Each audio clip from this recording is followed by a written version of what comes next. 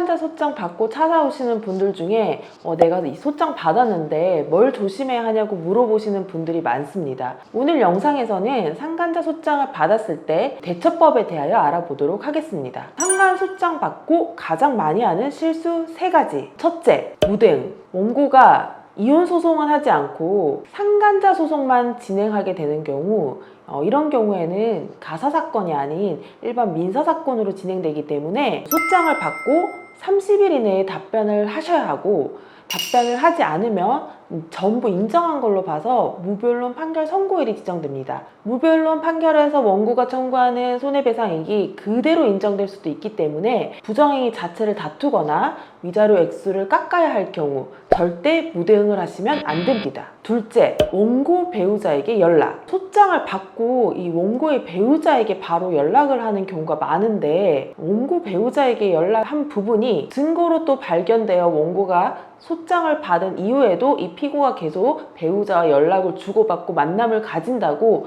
위자료를 높게 책정해달라고 주장하는 경우가 많으니 이 부분도 주의하셔야 합니다. 셋째, 원고와 다툼. 소장을 받고 법원을 통해서 이제 억울한 사정을 얘기하셔야지 원고에게 직접 전화로 따지거나 이제 만나서 다투는 경우 또 다른 어떤 형사 분쟁으로 이어질 수 있으니 이 부분도 각별히 조심하셔야 합니다. 상간 소장 받은 직후 해야 할 일과 절차는, 우선 30일 이내로 이 소장 내용에 대해서 답변을 하셔야 하고, 답변 내용을 준비하는 과정에서 부정행위 사실이 이제 분명한 경우에는 원고가 청구하는 금액의 위자료가 과다할 경우 이를 이제 감액하는 쪽으로 방어하는 측면에서 답변서를 준비하시는 것이 좋고, 유부남, 유부녀인지 모르고 만난 경우에는 이 부정행위의 고의성이 인정되지 않아 부정행위 자체가 성립되지 않기 때문에 이 부분을 잘 해명하는 취지로 답변서를 준비하시는 것이 좋습니다. 이러한 방어 부분에 대해서는 전문 변호사와 상담을 받으시고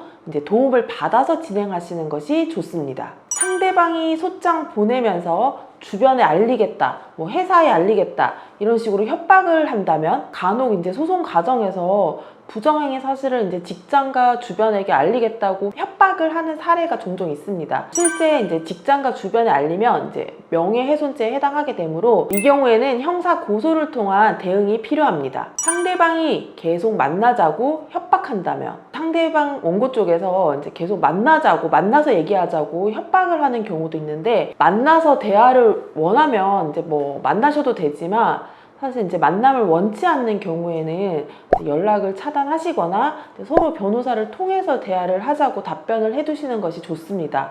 이 감정이 서로 좋지 않은 상태에서 만나게 되는 경우 폭행이나 모욕 등 어떤 형사적인 다툼으로 이어져 실제 형사 분쟁까지 발생되는 사례가 많습니다. 또 이제 만남의 과정에서 부정행위 사실을 인정하는 대화 내용을 녹음을 하거나 또 이제 부정행위 사실을 전부 인정하라는 취지로 각서 같은 이제 문서의 작성을 강요하는 경우도 있는데, 이러한 자백의 녹음과 문서 자체가 또 부정행위의 증거가 될 수도 있습니다. 이미 만나서 각서나 자백하는 녹음 등을 했다면 어떻게 대처해야 할까요? 이미 원고와 만나서 각서나 자백의 녹음을 상대가 이제 확보를 해버렸다면, 그 과정에서 이제 협박이나 폭행 등 이제 강압적인 불법이 개입이 되었다면 강요죄나 협박죄 등으로 형사 고소해서 이러한 부분을 입증을 해야 되고, 이제 그러한 입증이 어려운 경우에는 자백의 각서나 녹음은 이제 부정행위의 증거가 되므로 그 내용의 번복이 어렵습니다. 그때는 이제 그 내용을 전부 인정하고 반성하는 태도로 위자료 감액 쪽으로 방어를 할 필요가 있습니다. 그 밖에 변호사 도움을 받을 수 있는 점은, 상간 소송의 피고 입장에서도 원고의 증거에 따라 부정행위가 인정되지 않을 수도 있고, 또 위자료가 과다하여 감액을 하여야 하는 사정이 있을 수도 있기 때문에 자신이 방어를 해야 할 부분에 대해서는 사전에 전문 변호사와 이제 상담을 받아보시고 변호사의 도움을 받아 대응을 하시는 것이 좋습니다. 이상 상간자 소장을 받았을 때 대처법에 대하여 알아보았습니다. 더 궁금하신 사항이 있으시면 전화로 문의 주시면 됩니다.